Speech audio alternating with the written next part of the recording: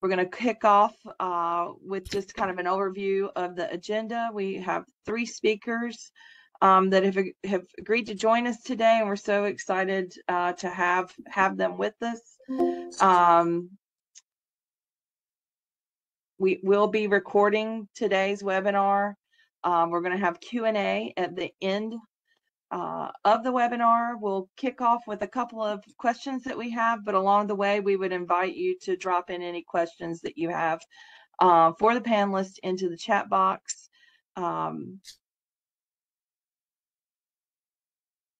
If you'd like to ask a question out loud at any time, please feel free to just raise your hand.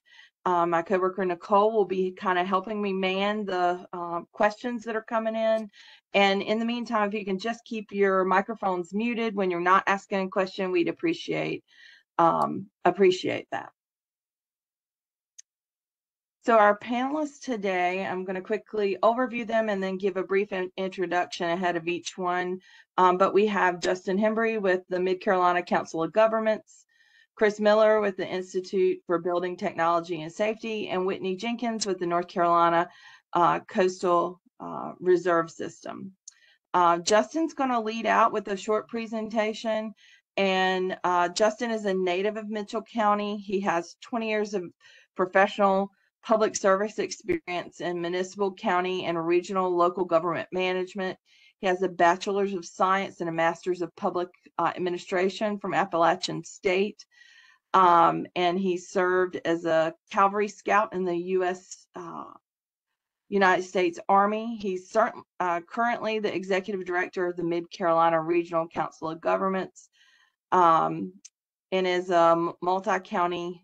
So that is a multi-county local government planning, economic development, and human services organization, and that serves Cumberland, Harnett, and Sampson counties.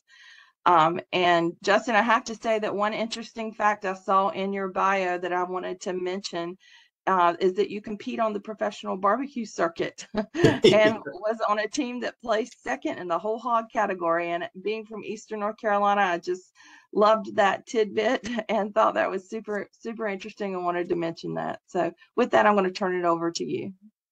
Thanks, Holly. Yeah, it's crazy. Somebody from the mountains knowing how to cook whole hogs, right?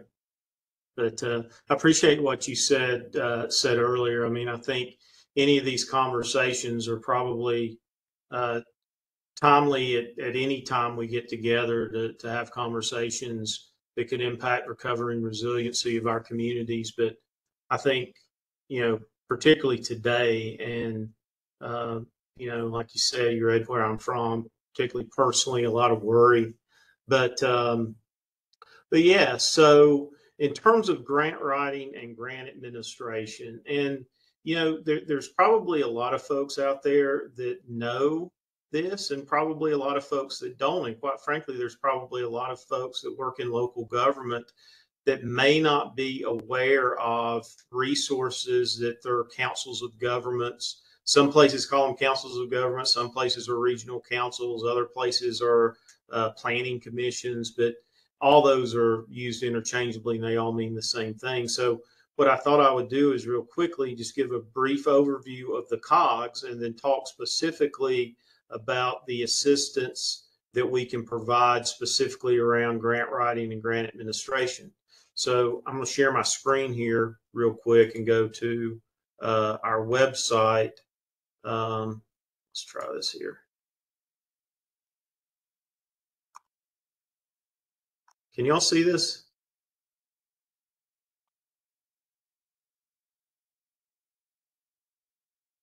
So in North Carolina, there are 16 councils of government. And you can see this is our website here, NCORR.org.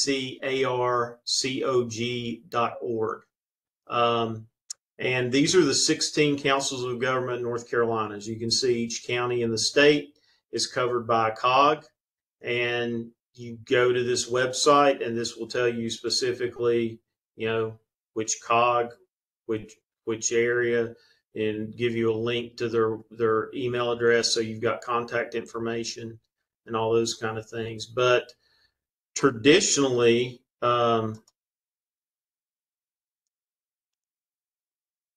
Sorry about that. Traditionally, COGS have always played a role, particularly with helping local governments in the writing and administration of grants. Each one of those COGS that you saw on that map, the 16 different COGS, that varies by individual COGS. And that's really based on the capacity that each COG has in terms of staff, the amount of need that there are in their specific regions.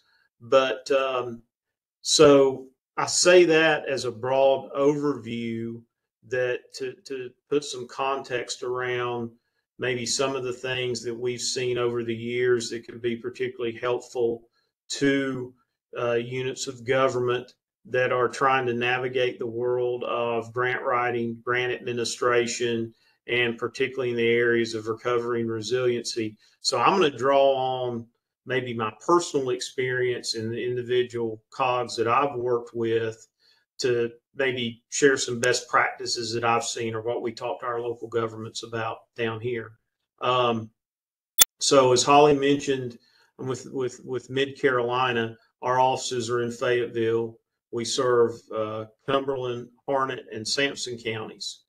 And as y'all are aware, like what we're finding out now, really any place in North Carolina is a mix. I mean, even if you get in some of the more urbanized areas, you're still going to see a mix in the COGS of both rural and urban areas.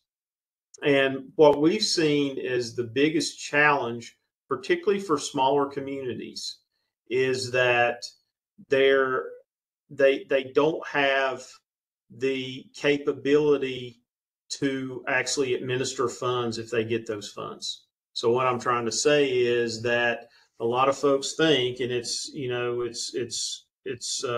I think hopeful in thinking that, well, if we just get some grants to fix problem X, Y, or Z, then that's going to solve all of our problems.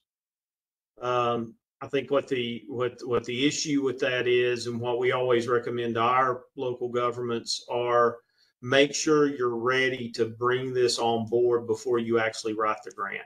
Come up with a plan of how you're going to manage these programs prior to putting in that grant application. And applying for every grant that comes down the line may not be the best idea in these cases. So what we do down here, the vast majority of our municipalities, we've got 29 member governments. 3 of those are our counties. The rest, the other 26, are municipalities. The vast majority of those municipalities operate under the council or under the mayor council form of government. So that means that they don't have a full-time town manager that a lot of folks are used to. So they rely on, in a lot of cases, these are one-person operations. So it might be a town clerk that also serves as a zoning administrator, that also serves as a finance director. Very little capacity when it comes to being able to, one, write grants, and more importantly, administer grants.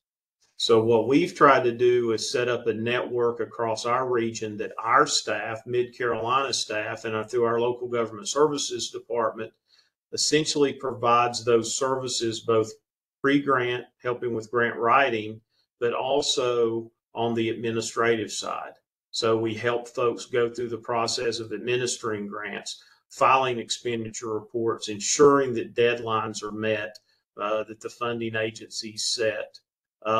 And, kind of what we've found through that, and that's kind of led us, and Holly's heard me talk about this a couple times, but kind of what it's led us to do is take on 2 fairly new programs that get to really trying to make our communities more resilient when it comes to kind of, I call it hometown resiliency, or just bread and butter resiliency.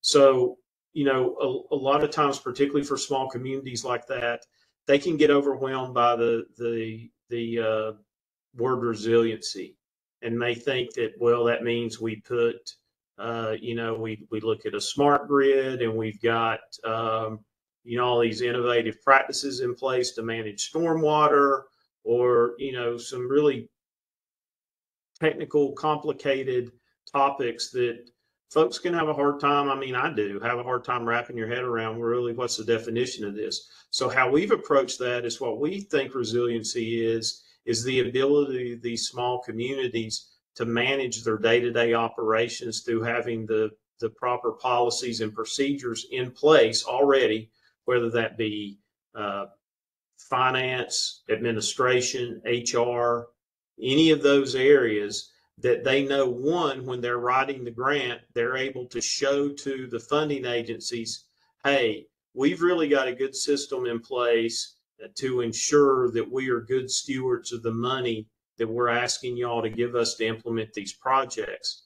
And then as a follow along, what that really helps with is if you've got those systems in place when you actually get the grant, that's going to hopefully set up a way that these communities are able to administer those grants that are in compliance with what the funding agencies are requiring them to do. You don't have any hiccups with that, which in turn is going to lead to more likelihood you could potentially get grants again in the future. So that's kind of the approach we've took, and we've got kind of boots on the ground out there that are doing this kind of work. So we got folks that are serving, I call them, you know, kind of range riders, sort of like town administrators. That, so for instance, what we did with the communities this year were all of those small towns. We developed their budget and their budget ordinance for them. So we've got a template. So if you look at their budgets, all their budgets are kind of in the same format, the same template.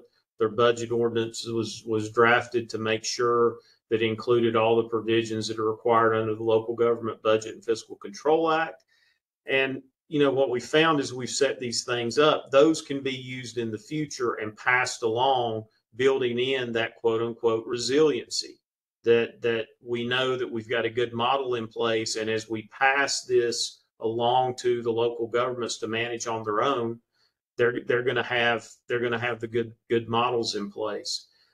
The second thing we've done is recently we actually added a staff member that's got more of a background in the public works or engineering side of the operations. So what that's allowed us to do is have a technical expert, and particularly if you're thinking about grants that provide funds for utility improvements, it's important to have someone on that side of the table that is, for lack of a better word, an advocate for the municipality, or, you know, in some cases, the counties you're working with. And we saw that as kind of a gap on our staff, that we had the planners, we had the administrative side, we could write the grants, we could administer the grants. But when it came to having someone that actually could understand the operations and maintenance of a system, along with the actual build out of capital projects from more the engineering or public works perspective, that was a big void. So that's come on, and actually we're already seeing some positive results from that with some with a couple of grants and some asset inventory work that we've been able to step in and I think really have a positive impact on. But, you know, that's kind of specifically what we do here. And I guess what I've kind of been talking around, and, you know, be glad to answer specific questions or if other items come up during discussion. But one thing I would like most folks to, or all folks to take away from this is, one, the councils of government across North Carolina, and they're here to help their member governments. So in one way or another, all councils have a role, or in the past have had a role, in grant writing.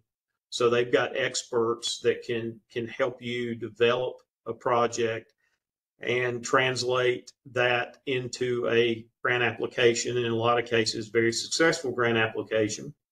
And we have staff that can help you on the administrative side of it. So after you actually get the money, you know, how do we spend this money? How do we stay in compliance with whether it be state requirements or federal requirements or both, or a nonprofit? We've got folks that can help with that.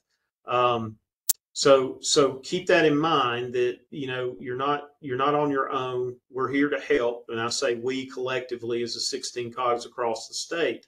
And the other thing to keep in mind is, and like I said before, each cog has a little bit different capacity in different areas. So we may have, and we're doing this right now, we've got one of our neighboring cogs that doesn't have quite the same capacity we do, but through a statewide, more or less interlocal agreement or interregional agreement that all 16 cogs have together, we can share staffing resources. So for instance, we're assisting a community in one of our neighboring cogs with the grant administration work on a utility project that they did.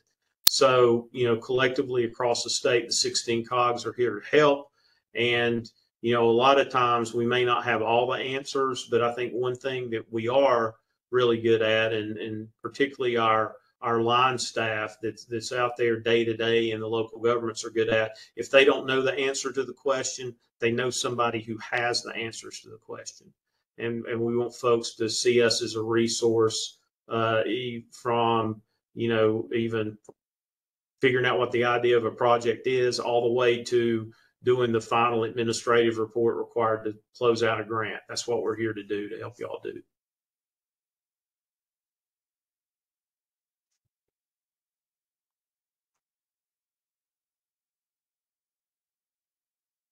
Thanks, Justin.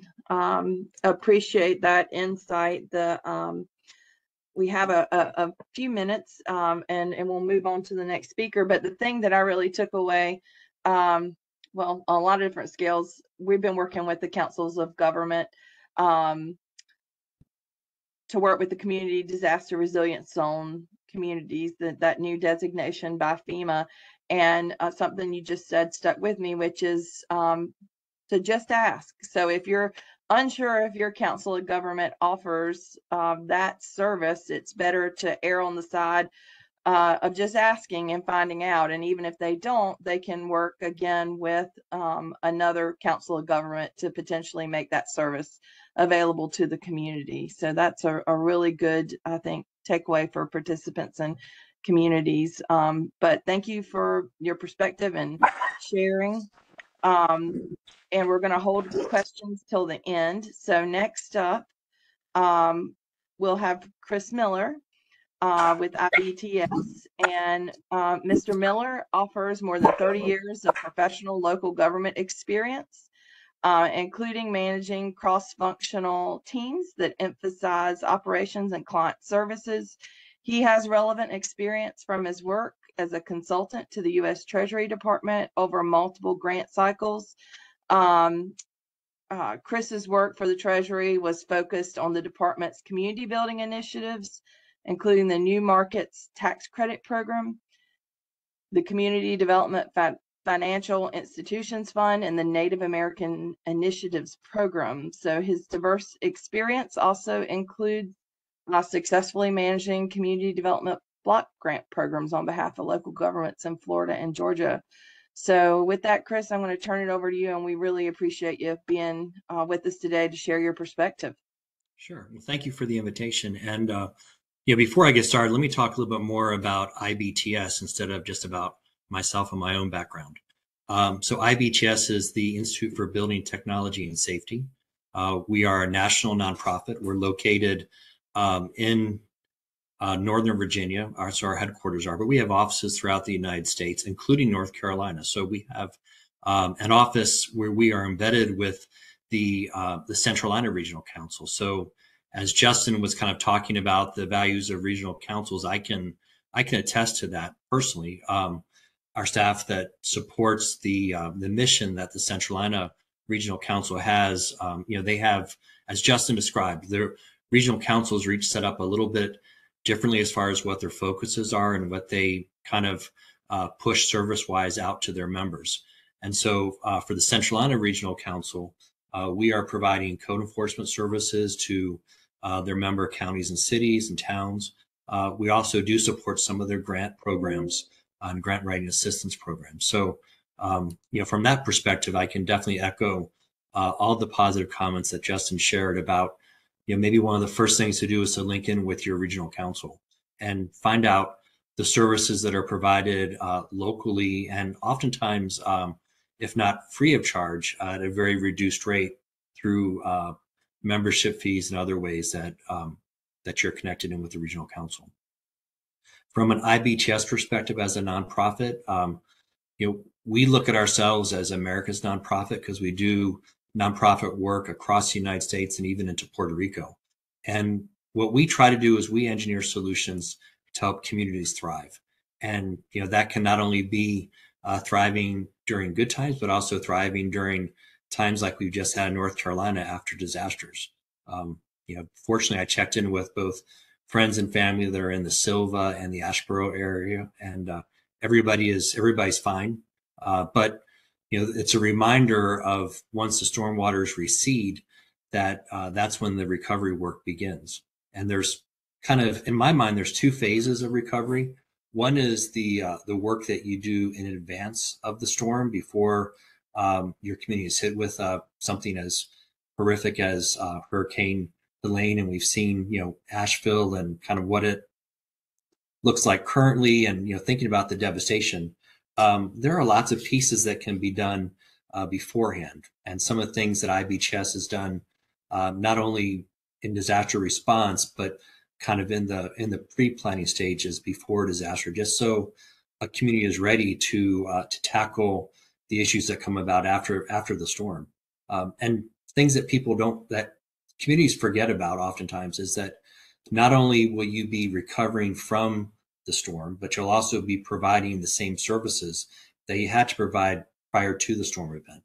And so that can make things very difficult on staff and can really strain the resources of staff. And so some of the things that we look at first is making sure that local officials are educated about the FEMA, the Small Business Administration, and the CDBG type programs that are available that'll come into effect after a nationally declared storm event. The time to learn about these programs is not once the storm has occurred, but prior. And again, as Justin's pointed out, some of the resources available are not only at the state and federal level, but also within the regional planning councils. Look at ways that you'll be able to outreach and intake process and process permits that come in afterwards, after the storm event. And think about the grant management expertise that you may or may not have on your staff. Some of the things that are most difficult about federal funds and federal grants is the administration portion of it. It's not necessarily hard to get the grant, although I'll talk to that in a minute.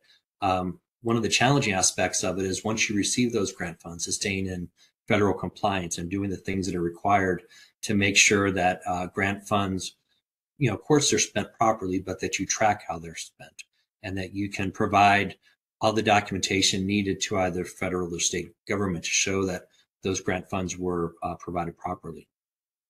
One of the things that IBCHS has done in the past is, we as a nonprofit can be a subrecipient to local government and help the government provide or push out those grant funds.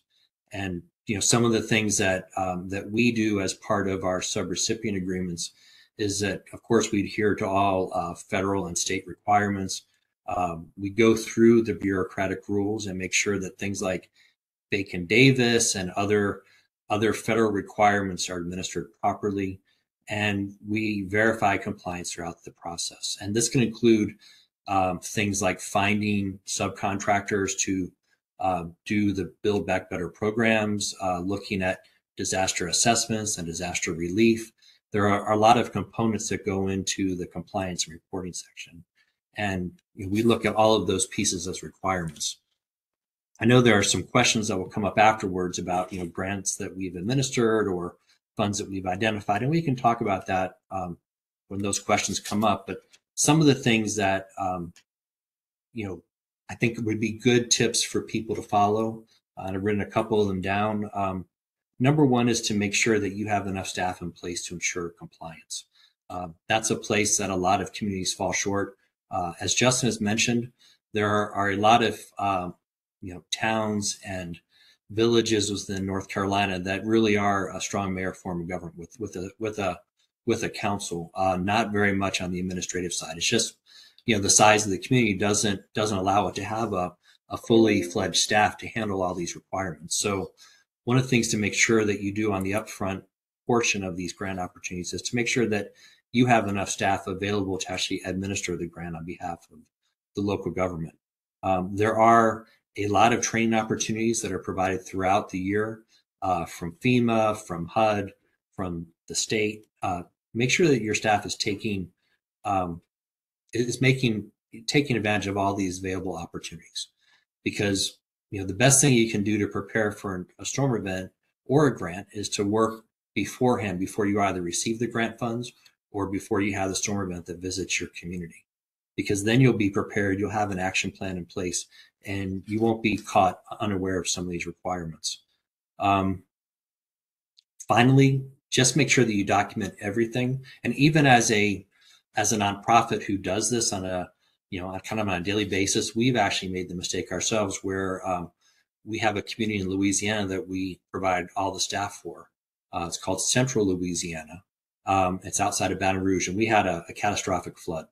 Not only were the homeowners and businesses affected, but we were affected as well. We had water halfway up the drywall in our buildings. Our permits were floating in boxes. So we came and we just jumped in feet first, did what had to be done to get the community back into shape, processed all the build back permits, and including the regular permits. We have areas that were not affected by the flood. But during that time, we did not document everything that we should have documented for reimbursement from the federal government. Just like local communities, sometimes you just step in and do what has to be done. And so, we probably missed out on $500 to $1 million in reimbursement funding that we could have received even as a nonprofit working on behalf of the city. But, we just chose to, not track that as closely as we should have because we were in response mode. And so I think, it's a lesson that we've thought about afterwards often. And I think local communities can, bear that in mind as well. Similar things that we can talk about today on the resiliency side, thinking about how to best prepare yourself in the event of a storm event. We have something called the Community Resilience Assessment Framework and Tools program. It's called CRAFT, C-R-A-F-T. And we utilize this as kind of a planning program to go into communities before a storm event, just when they're thinking about resiliency, not only from a built environment, but an environmental environment as well. And looking at all the, the community's policies and framework and planning, just to make sure that you kind of take an assessment just from the basic planning background, look at where you are today and where the community would like to be in meetings with stakeholders and elected officials. It's a very long and documented process. Patrick Howell is on the call for IBTS as well. He's our point person with our craft assessments. But these have been very successful, and we've they've been done in areas that are very diverse, from Orlando, Florida, to Adams County, Colorado, where Denver is located. So they don't necessarily have to be in a very dense environment. It's just an environment that, like all communities, wants to be more resilient. So I can talk about that a little bit as the opportunity presents itself, but I did want to make everybody aware of that, and I see that we have that up in the chat as well. So thanks, Nicole, for sharing that. With that, I'll kind of pull back later for answer questions. Great. Thanks, Chris.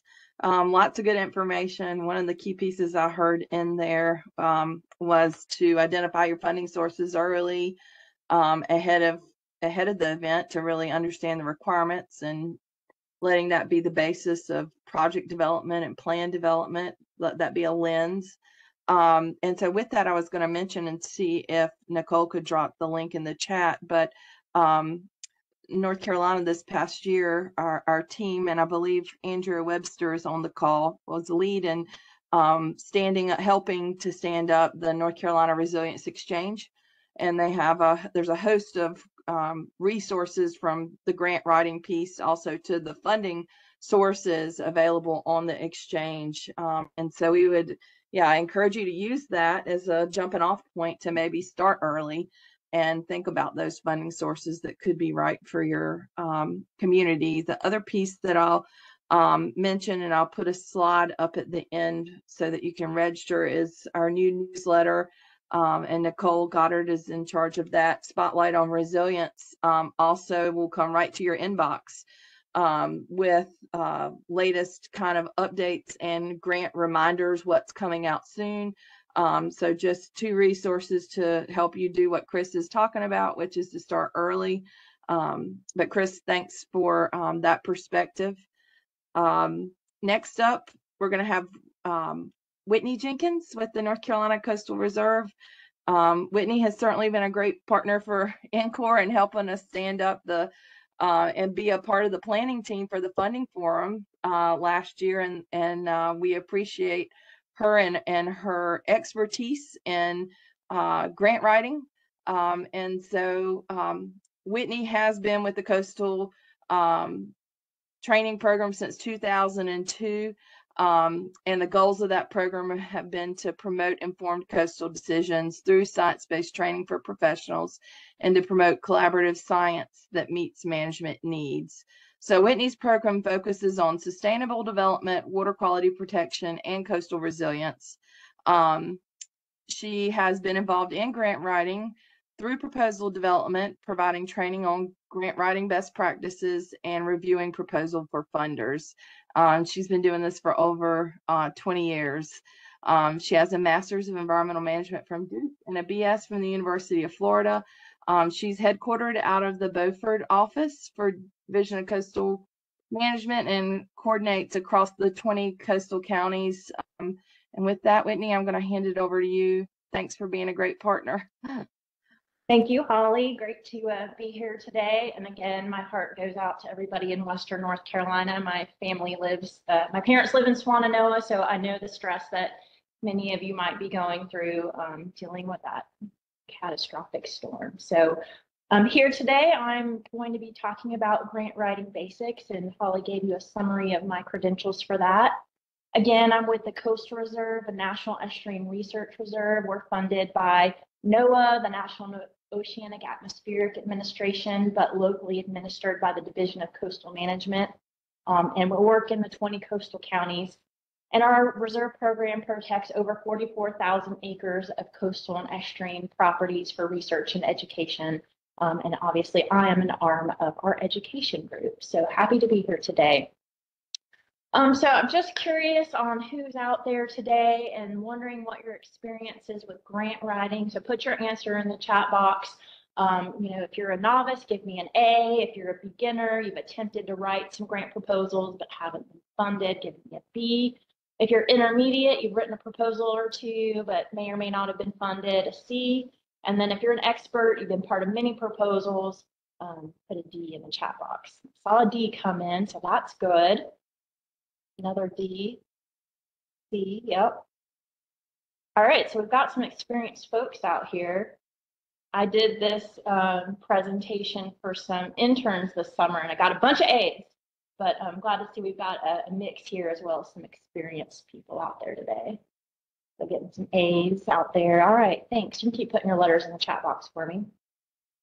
So, I'm going to propose that you could look at grant writing 2 different ways. The first way is chasing the dollar versus the second way, effective program planning. And I'm sure that you may realize the one that I'm going to say might be a little bit more successful. But first, chasing the dollar. It's, you find that funding source, you read the request for proposals or RFP, you submit your proposal and you repeat.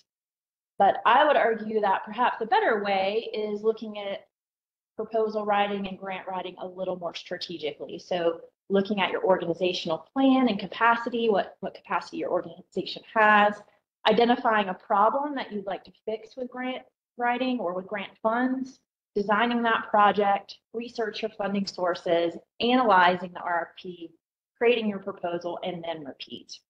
And we're going to walk through each of the things on this diagram here through the presentation today. So cue the laugh track, Holly. This guy, he doesn't always write grants, but when he does, he makes sure they apply to him. And hopefully you take the same approach as well. All right, so first off is organizational plan. Does your organization have a strategic plan or a management plan that guides your work? Here at the Research Reserve, we have a 5-year management plan, and we have a vision, mission, goals, and actions in there. And so that could be the basis for me to write any grant. And, I argue that these plans will be the basis of your grant funding search. And usually folks seek grant funding based on strategically identified needs. And then as well as those needs being identified, this plan can also serve as, or any documents you have that might outline your vision and mission, will contain boilerplate language that can often be inserted into grant applications to help you streamline your grant writing process. So just curious out there, what documents does your organization have that can help justify your project? If you have a plan like that, put your answer in the chat box.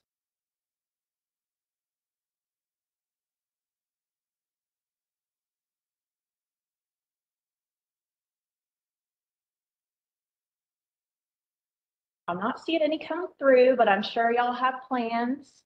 But just think about what those might be. And if you don't have plans, maybe it's something you need to work with your organization on and think about what your strategy is and what your goals of your organization are. All right, so here's Charlie Day, and hopefully this is not you with your thoughts all scattered. Oh, I see Kimberly, comprehensive plan, CIP, Parks and Rec master plan. Excellent. Yeah, many examples of plans out there. And Nicole says the resilience exchange links to different plans that you can pull from. Good, thank you, Nicole. All right, so hopefully you're not so scattered as Charlie Day here trying to explain to funders how your missions are aligned and things are a little bit easier for you. So thinking next about your organization's capacity, and Chris touched on this earlier, what is your capacity to take on external funding? And think about that before you go and seek funding. So who's going to be your project lead that will foster communication with the project team and ensure deliverables are met, that funding is properly spent, and that deadlines are kept? What staff will support project implementation and decision making? Who will manage the budget, pay invoices, and handle subcontracts? Do you need technical experts? Do you have those folks on staff, or do you need to partner with another organization? Do you need to engage the public or have other outreach needs? Are those folks on staff, or again, do you need to partner with other experts? And when writing your proposal, make a detailed plan of who will do what and when. That will set you up for success if you are awarded funding. So next up is identification of a problem. So I'm familiar with the Resilient Coastal Communities program that's administered by the Division of Coastal Management. If you're part of that program, you likely have a resilience strategy project portfolio. And then there's also regionally identified needs through the RISE program that Holly works with. Perhaps your organization's plan has identified problems, or there's existing plans out there. Reference those in your proposals to support your case for funding. And these existing plans could include, and you've mentioned several of them in the chat box already, land use plans, comprehensive plans, transportation plans, watershed restoration plans, or other strategic documents. And there's also state reports out there, such as the North Carolina Climate Risk Assessment and Resilience Plan, or the Coastal Habitat Protection Plan. Use all of these things where plans have been identified to help support your case for funding.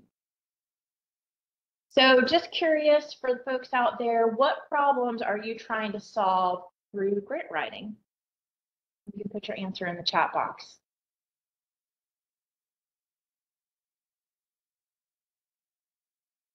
I know that Dawn York with Moffitt and Nickel, who's on the line, has sought funding for erosion control on properties that protect coastal communities, such as the town of Beaufort. Anyone else want to share what problem they're trying to solve through grant writing?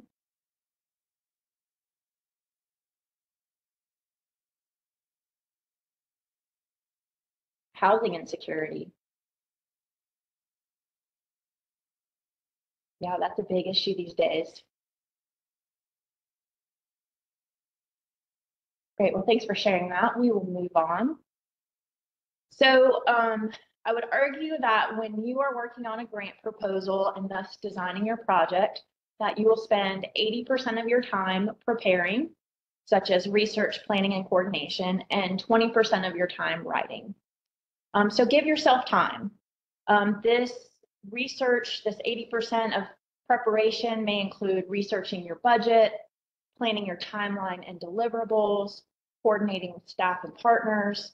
And when working with partners, solicit early feedback from those colleagues and collaborators, especially any project end users. And when I mean end users, those are people who are going to benefit from your work. So if you're working on housing insecurity and you need to make sure that the people who would tap into that housing need to be represented either through, say, a nonprofit organization that knows their needs, make sure you work with those people early on so that they can help inform your project and you can create buy-in with those groups so that they're on board when you receive funding.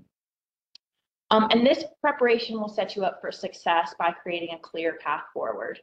So the other 20% of your time is spent translating this preparation into your proposal narrative. And often there's not a lot of time between when an RFP is released and the proposal due date.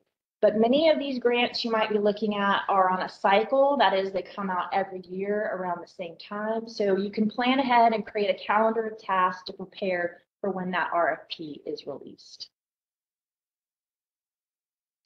All right, so I'm sure y'all have felt like this at some point in your life, that sometimes preparing a grant proposal feels like herding cats, and there's no other feeling like it in the world.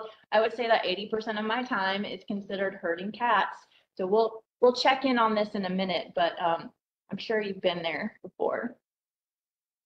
All right, so what are some best practices when collaborating with others? When you're herding cats and collaborating, what are some of those best practices that you use to streamline communication or workflows, anything like that? Anybody want to add something to the chat box?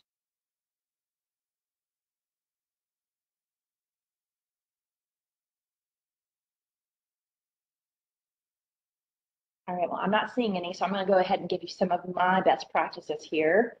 Use a shared space for collaboration, such as Google Drive, SharePoint, or Basecamp. This way, internal deadlines, says Lindsay. Early communication before the RFQ is released, says Dawn. Never disclose the real due date, says Kimberly. I like that. Yeah, give them a due date that's much earlier than the actual one, right? So that if there's any last minute cat herding you need to do, you have time for that. Good point. So the shared space for collaboration, that's so there's not a bunch of documents floating around an email and people don't know what the most current one is. This can help streamline that collaboration. Make sure the rules and expectations for your project team are clear in setting those deadlines. Use meeting polls such as Doodle or When to Meet to schedule team meetings more easily so you're not going back and forth 100 times in emails trying to figure out when folks are available. Virtual meetings might make collaboration easier, especially if everybody doesn't work in the same space. We're all used to virtual meetings these days. And like I believe it was Kimberly said, leave time at the end of your proposal planning meetings to talk about action items and who's responsible and deadlines. So, you know, if I'm running a team meeting, I'm gonna make sure at the end of the meeting I highlight those action items and we talk about who's gonna get what done by what time to make sure we're hitting our real deadline. All right, so next up is research funding sources. I've got a couple here for you. Nicole's got these links here. First of all, this is funding and assistance for coastal resilience. This is on the Division of Coastal Management's website related to their Resilient Coastal Communities program. So they have several types of funding sources here outlined. So I encourage you to go check that site out. And then, as we've also heard about today, the Resilience Exchange, awesome job getting that online. They also have a funding database on here. And so another opportunity for you to look for funding. All right, so next up, we're going to talk about analyzing that request for proposals. So when you find an RFP that looks promising for your project, analyze that request for proposals. Read it from cover to cover. But hopefully you're not like this guy and still are confused after reading the RFP. Hopefully the RFP is very clear. But seriously, chances are that any questions will be answered in the RFP, including if your organization and your project are eligible for funding. Then when you reach out to the funder's program manager, your questions will be very targeted and they will know that you read the RFP and did your homework. program managers, funding program managers normally encourage applicants to reach out. It's their job to ensure that you understand their RFP. So think of these program managers as collaborators, someone you can bounce ideas off of, because if you are awarded the grant, they will be a collaborator. Let them get to know you. All right, let's touch on creating your proposal. What tools or strategies do you like to use when you begin to write a proposal? Put your answer in the chat box. What do you like to use when you get started on that proposal?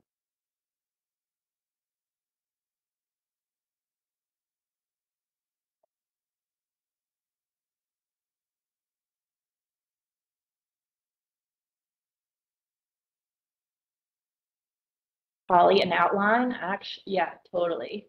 I will take the RFP.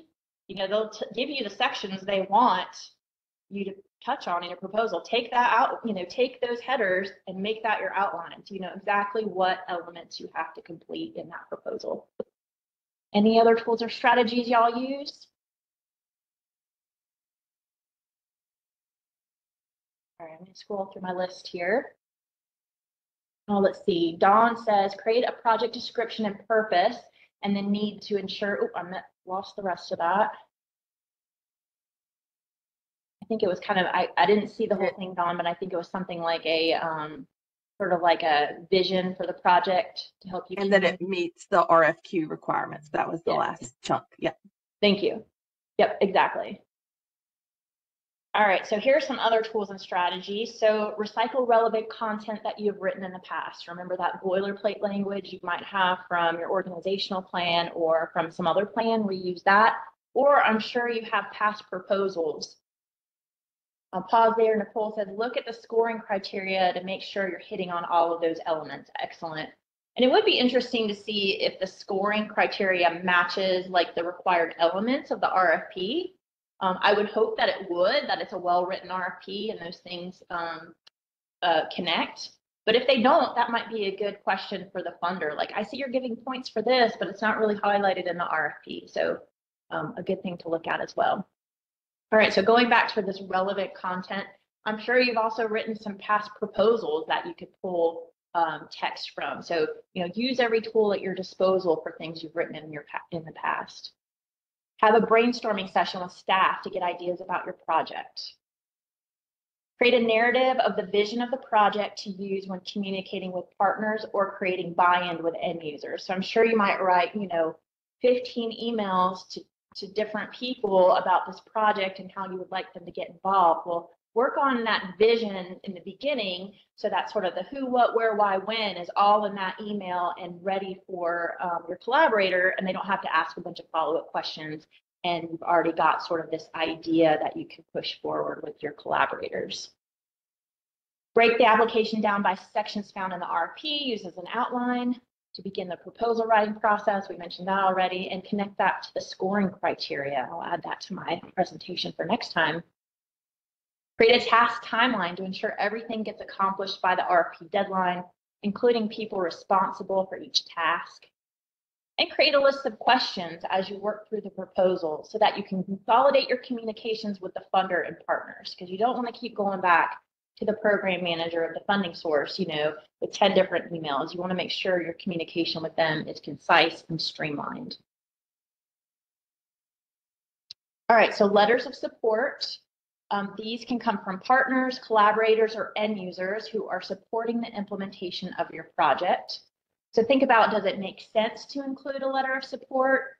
And, you know, it's usually people who are not named as, you know, like part of the project team. It's usually maybe people adjacent to the project who might be end users or might have some other role in the project, but aren't directly involved in the day-to-day implementation of the project.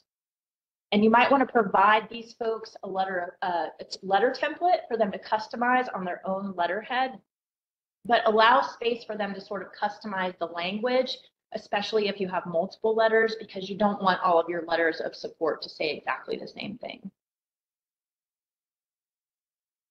All right, let's talk about budget. The budget is an important piece of your proposal because it shows the funder exactly what their money will be used for. Use as specific costs as possible. Don't make numbers up. This is important so that you can actually accomplish what you're proposing.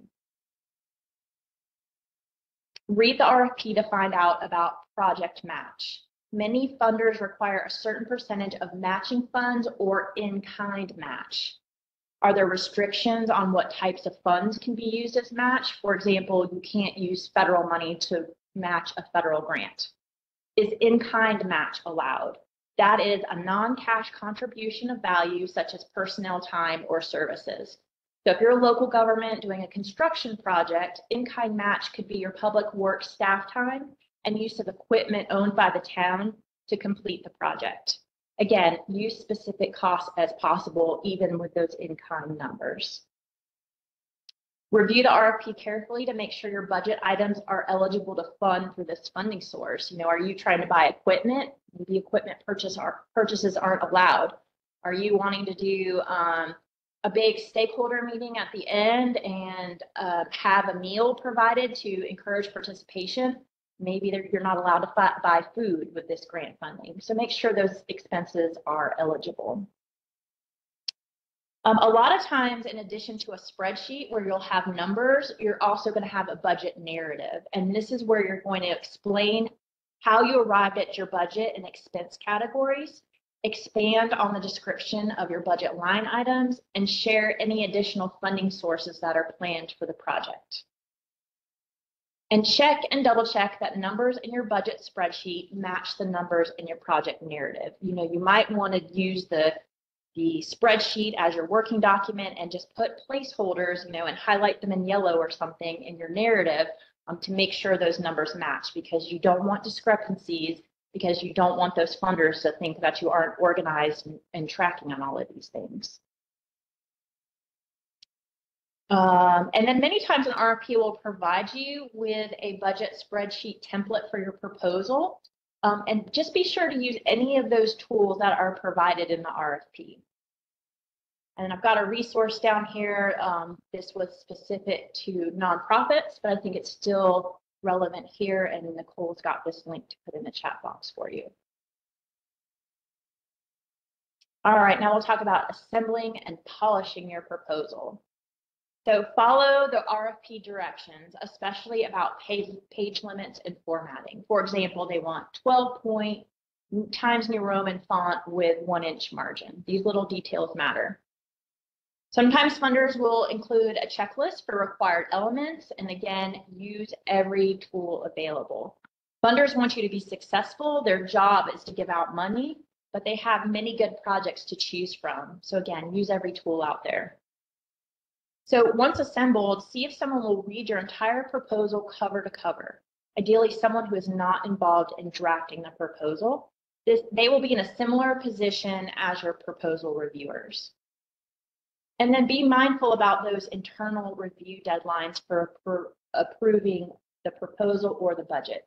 So for the Department of Environmental Quality, I usually have to get a solid draft to our budgeting folks 2 weeks in advance of the grant deadline. So be sure to know your organization's deadlines and rules and account for this time in your proposal writing timeline. All right, so intangible qualities of a good grant proposal. That is something that's not explicitly mentioned in the RFP. Does anybody have examples of what an intangible quality of a good proposal might be? Put those in the chat box.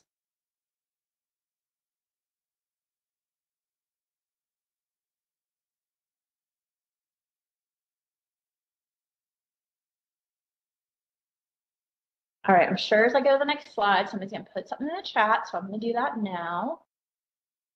And I know you know I'm going to give you a bunch anyway. Let's see, Don says experience of organization managing. Oh yeah, your experience managing funds successfully.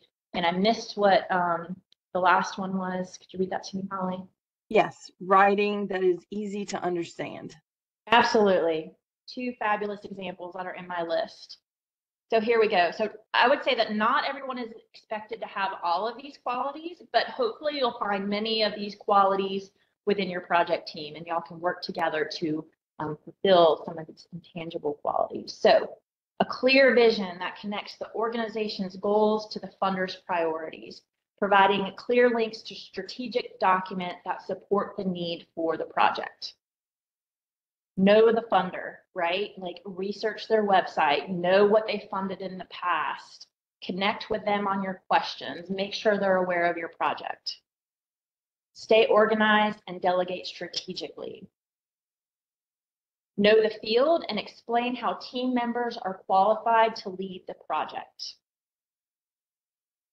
Be technologically savvy. Applications and grant reporting may be submitted electronically, and make sure that project deliverables use up-to-date technology. Write clearly and concisely. These folks have to review a lot of proposals, and if you've got a lot of extra words in there, you're just going to make their job more difficult. So try to be as concise as possible. Practice integrity with your budget preparation, right? Really research your budget, make sure you know your numbers. Keep up with the news, right? So that you're relevant in your field and to the funding source. If there's something that's happened recently in the news that's relevant, make sure that's reflected in your proposal. Demonstrate passion, right? These folks want to give money to people who are passionate about their projects because they want to be successful with their funding. And so show that passion in your grant proposal. Demonstrate collaboration. It takes a village to get a lot of these projects done. We just heard from our previous speakers about how they're out here to support you. So work with folks like that, as well as any stakeholders or end users that might be part of your mission. And then show potential for sustainability of your organization to complete the task outlined in the proposal. So if you've demonstrated getting funding from another organization before, that can show that you can administer similar projects as well as show return on investment. And if you're new to grant writing, you can show sustainability in other ways, projects that your organization has been a part of in the past. So we did this and it led to this outcome. It may not have been grant funded, but we are capable of getting the job done. All right, and then I've got a clear writing checklist here for you real quick. So read what you write aloud to catch clumsy language. Avoid slang and imprecise terminology, including contractions and jargon. Spell out acronyms the first time you use them, and then consistently use that acronym throughout the rest of the document. Don't exaggerate, use appropriate statistics, facts, etc. Show, don't tell. Back up your assertions with citations and specific data and facts. For example, demonstrating that your organization has the sustainability to administer a project by giving examples of other projects that you have successfully completed. Have grammar, thesaurus, and dictionary references available. Use the active voice. So you say, during phase 1, we will design a living shoreline. Instead of, during phase 1, a living shoreline will be designed. So using the active voice, you are specifying who is doing the action, and that gives you the power or the credit for that action, and it makes your writing sound more powerful. So limit adjective overuse. Less is more. Say precisely what you mean. And then I suggest this book, The Elements of Style by Strunk and White, a must-have resource for any writer. I think you can get free PDF versions of this online, as well as probably cheap used copies on the internet. All right, and I just want to give you some words of encouragement, right? Don't give up. If your proposal doesn't get funded, be sure to get the comments from the reviewers, because they are required, well, many grants, they write out their reviews and give you exactly why they did or did not like your project. And then you can use that to improve your proposal. Because if you're truly designing a project, or you're truly designing your proposal based on a project, you already have most of the work done for the next time you find an appropriate RFP. And then with that, if you are old enough to remember Oprah and her famous Christmas show, she would just hand things out, and I hope that all of you get the money that you can fulfill your grant projects. And with that, I will turn it back over to you, Holly. Great. Thanks, Whitney. Yes, thank you for walking us through the, the details, the tips from everything from the budget down to kind of the more soft skills, the clear writing. All of those pieces are so important. So we're going to move into our Q&A time, and we've had 3 really great perspectives. Justin and Chris really giving us perspective from both the Council of Governments and a nonprofit that are knee deep and kind of boots on the ground and helping local communities through the process, what to think about. And then Whitney's step-by-step walkthrough of tips and pointers for each part of your typical grant application. I'm going to kick it off with just a general question, and then if people have questions, you can drop those in the chat again, or if you want to raise your virtual hand and ask the panel, then we'd love to have you do that too. So if someone in a community has never written a grant or applied for funding, what is the first piece of advice that you would give them, guys? And I'll toss that out to either of the 3 of you who would like to take a stab at that first.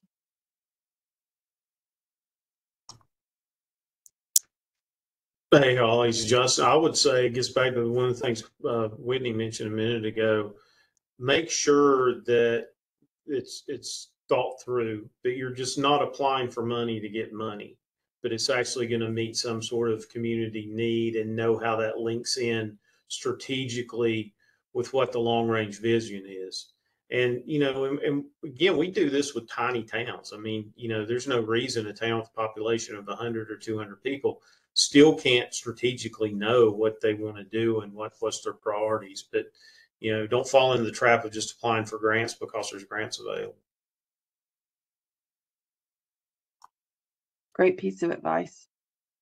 Yeah, Holly, I'd also add to, as was pointed out earlier, just to go through your documentation and make sure you have all of your background pieces lined up that would support the grant, because a lot of times the way that these are scored is not only for the need, but also what's been done previously to show that not only are you a good fit for the grant, but you'll be able to administer the grant as well, and that you've done some of the background pieces that explain what the need is, and that you've done some investigation. And what's mentioned, like comprehensive plans and other documents, are great supporting materials for that.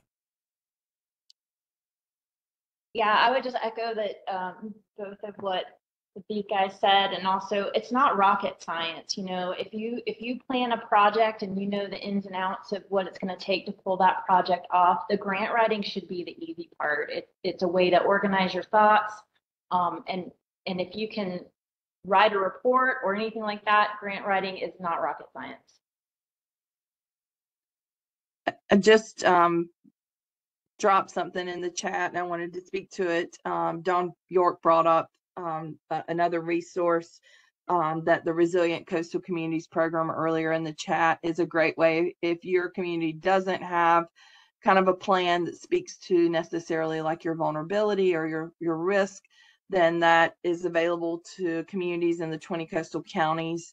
There are 4 phases with that. It on-ramps you into a process, and during phase 1 and phase 2, the result is a vulnerability assessment for your community, and then a plan that has several projects that are outlined. And then phases 3 and 4 of that is you can apply for funding for design and construction of those projects you've outlined. So that's a really great resource for communities.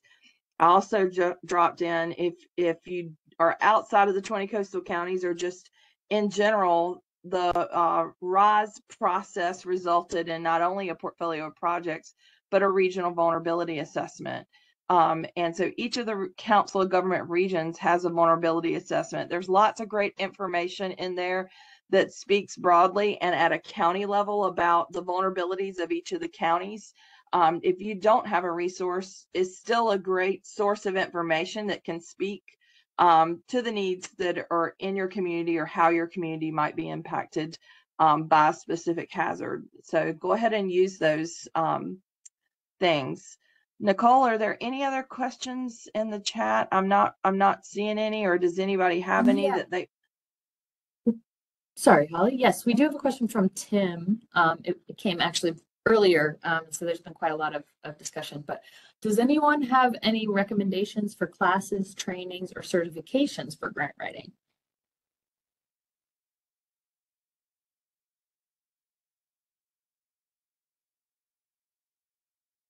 I do have a colleague, her name is Kathy Angel.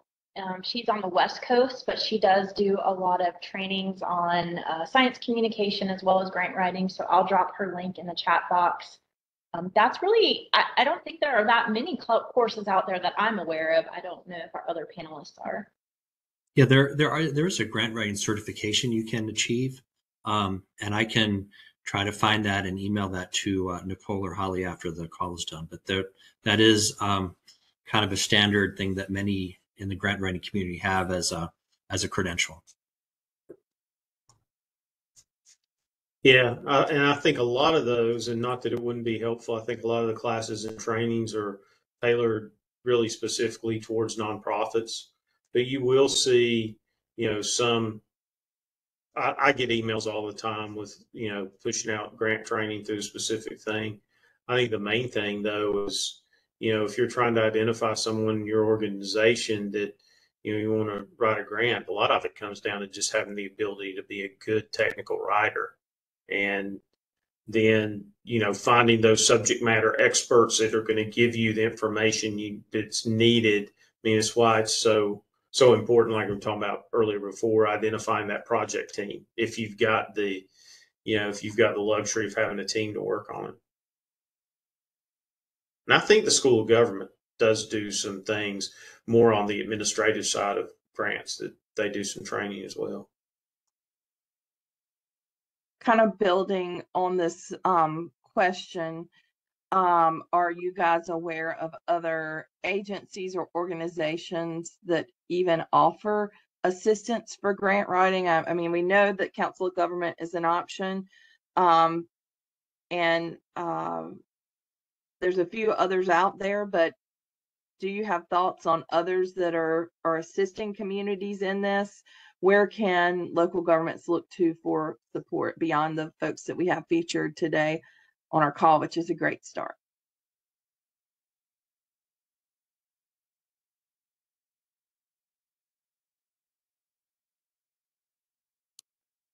I am not. Not okay.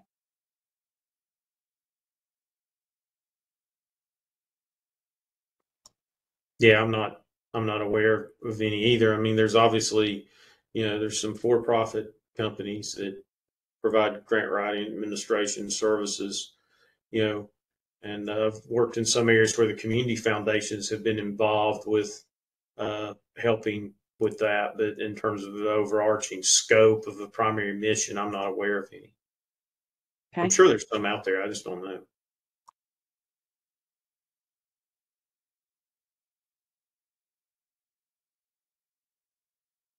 Nicole or Andrea on the call from NCORR.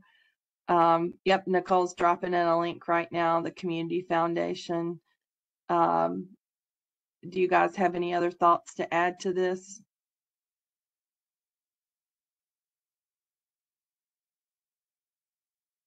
Holly, I also dropped right above that a link to the North Carolina Resilience Exchange.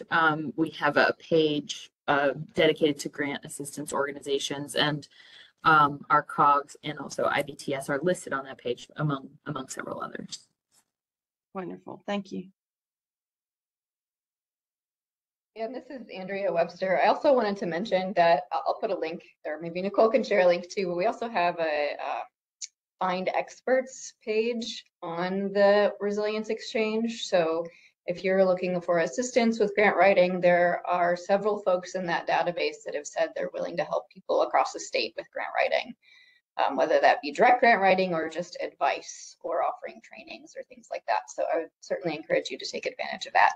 And yep, Nicole already posted it in the chat, so thanks. Wonderful, great thoughts, guys.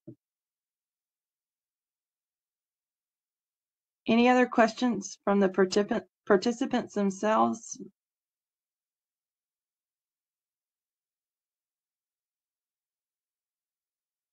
Holly, we do have a question, and maybe this is, more specifically for the NCORR staff on here. Oh, and it's actually from Dawn, who's raised her hand. Dawn, would you like to go ahead and ask your question out loud? You can come off mute. Hey, sure. Thanks, Nicole. Thanks everyone for the presentation. It was really informative. Appreciate it. Yes, I live in Wilmington, so at the bottom of the Cape Fear, and I've read over the Cape Fear project portfolio and deliverables of vulnerability assessment, et cetera, that was developed by NCORR. And I'm very interested in understanding how these types of projects will be funded and implemented in the future. Are these primarily being led by the COG or NCORR? And do potential funding needs to be secured in order for some of these projects to move forward? So just curious of that. Sure. Yeah, great question. It's really occurring at different levels with each of the different portfolio regions, I would say is the easy answer, Dawn. And we with that are supporting projects in implementation. But it helps to have a lead partner on the ground, whether that be a COG or a local government, to take lead on that. Most of them, are going to need funding to kind of supplement that. So oftentimes it's identifying potentially a lead partner and then trying to locate the funding source that might move that forward. Different regions have already began different projects. Justin's region, Mid-Carolina, they're working on a backup energy project that for critical facilities and vulnerable populations. And that's kind of kicked off, and the COG is managing that project, and we're supporting them in that. But I think that if you have an interest and if you're aware of an interested local government or COG member that's interested in tackling any of these projects, then we would love to talk about that more, maybe follow up offline on that. I know that we're actively been working with, like, specific to the Cape Fear region. We've been working with all the COGs to try to see where there might be synergies to move forward. So again, we're happy to have conversations about how we can best move these projects forward. It's really happening on a case-by-case basis with the partners on the ground who have the capacity to assist, and then funding, obviously. Great, thank you.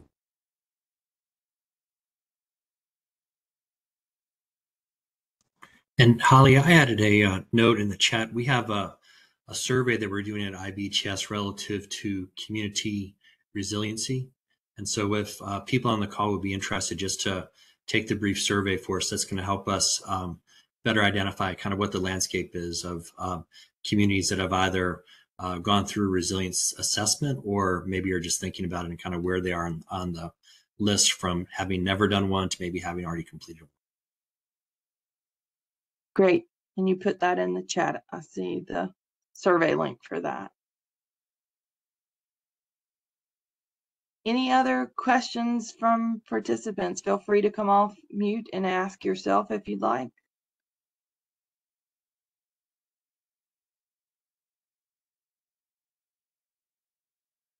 While we're waiting, if I don't see anything, I think we have another question that I have written down is if any of the panel members can give an example of a success story of grant writing where you feel like your organization has supported and been successful in the grant application.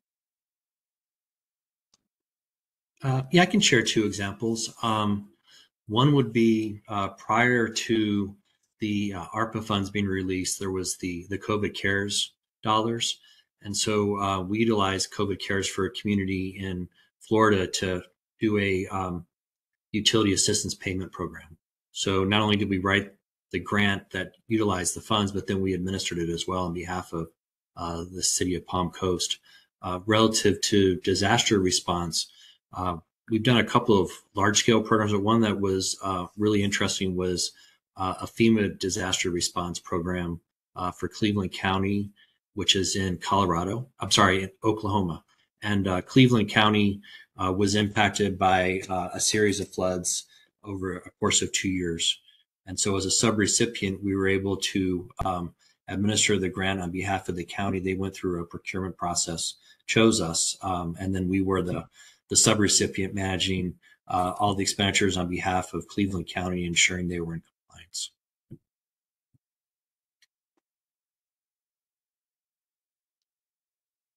We've gotten a grant from NOAA to do some engagement work up in the northeast part of North Carolina, and the goal of that was to foster community engagement to help inform a water management study. The community has been experiencing flooding, and there was a contractor brought in to help model the watershed, but we really needed to hear from the local voices. And so I think the biggest lesson learned on that project for us was just the amazing team that I happened to put together, and how really having good people on your team can make a project not only successful, but also satisfying from, a professional perspective. So, think closely about those important collaborators and how you can bring them in to help administer that grant proposal and get things done.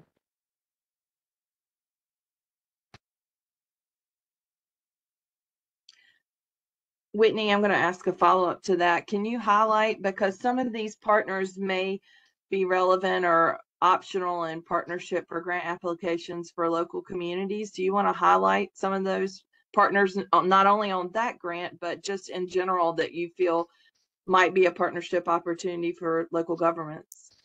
Sure. My experience is mostly on the coast, but there's definitely a lot of folks who have outreach, engagement, and education experience, and those might be partners that you don't have expertise on, that those partners could help fill that role. So, for example, the Nature Conservancy, folks in those offices, and they're statewide, worldwide, actually. So that you might have some Nature Conservancy folks close to you, but they're good at things like participatory mapping and working with a local community to, say, identify flooding hot spots on a map, and then digitizing that map and giving that data to the engineer contractor to incorporate into their work. There's also National Estuary Program. So the Albemarle Pamlico National Estuary Partnership in North Carolina, they have to work within their watershed. It does go a little bit inland and up into Virginia, but they also have experts in outreach and engagement. Obviously, I'm a resource if you're working on the coast with the North Carolina Coastal Reserve, but I'm sure there's many nonprofits out there. A nonprofit that comes to mind is the North Carolina Coastal Federation. They have 3 educators along the coast, and those folks can also help with outreach engagement efforts. So there's a lot of organizations out there, because I know that probably local governments and other organizations may not have that expertise, but I bet there's a nonprofit or another agency near you that does have that education and engagement experience. Great, that's really helpful.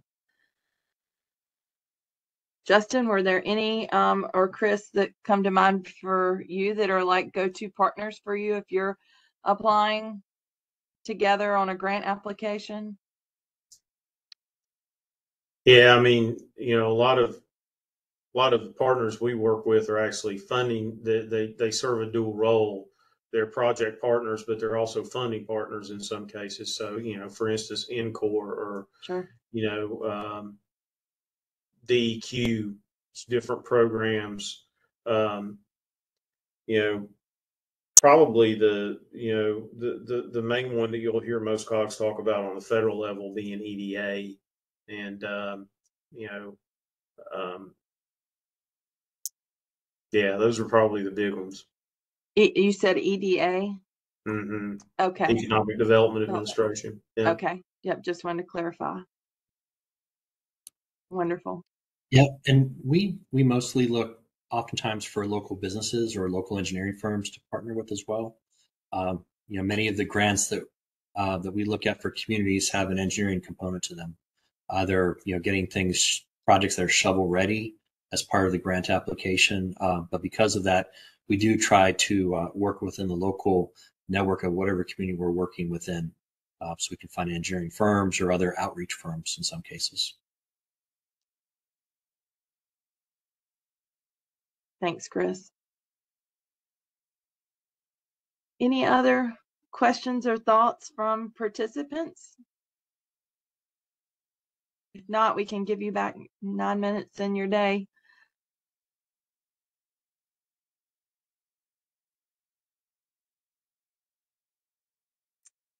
Okay, I'm kind of like Whitney on the next slide. I'm gonna wrap up with a few comments. If something comes in, we'll try to at least follow up if you can stay on after we do the closeout. So our next Spotlight on Resilience webinar will be on January the 27th in the new year, focused on green infrastructure and nature-based solutions. Nicole will put a registration link for the webinar in the chat. And there'll be more details on the presenters and an agenda forthcoming soon. We're also going to be hosting a webinar in March on understanding and using climate data and preparing for heat season in June. So those are two other webinars that are upcoming again, both in March and June. If you haven't already, I know Nicole shared the link for the resilience. Sorry, guys, I'm trying to do two things at once, and I'm not super great at it, apparently. But the newsletter, Spotlight on Resilience, if you haven't signed up for that, that brings all those grant reminders, trainings, all the things that we've been talking about and asking about. They're going to come directly to your inbox as a reminder, and you can sign up from there. So we encourage you to go ahead and sign up. And again, huge thanks to our presenters today. Thank you for sharing your wisdom and your perspective. And thank you, participants, for making time to join us on the call. And again, our continued thoughts and prayers for Western North Carolina communities. Thanks so much, guys.